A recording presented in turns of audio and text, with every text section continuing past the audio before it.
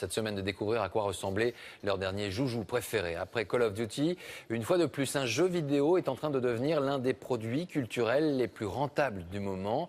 Un chiffre résume tout cela. En 3 jours de commercialisation, les recettes affichent déjà près de 1 milliard de dollars de recettes.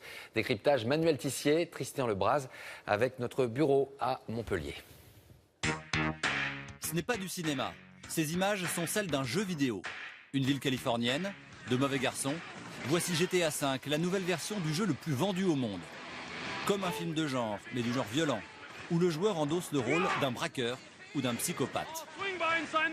1,5 milliard d'euros de chiffre d'affaires en 24 heures. Dès sa sortie, à Londres, Sydney ou Paris, les magasins ont été pris d'assaut.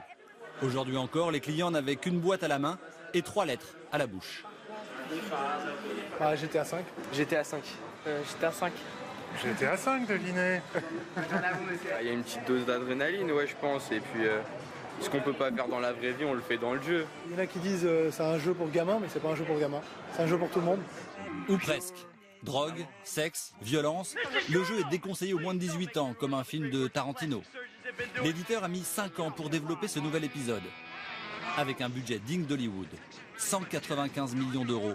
Un peu moins que les 286 du film Avatar ou Pirates des Caraïbes 221. Mais plus que Batman et Spider-Man 3 190 et 170, un jeu produit comme un long métrage. Faire en sorte que les passants réagissent, donc ça demande tout un tas de comédiens, plusieurs centaines de comédiens pour faire juste les voix des passants, sans parler évidemment du scénario principal, des personnages, des je ne sais combien de milliers de lignes de dialogue. Avec les jeux de football comme FIFA 2014, ceux de guerre comme Call of Duty, le marché des jeux vidéo pèse plus de 35 milliards d'euros, plus que le cinéma et la musique réunis.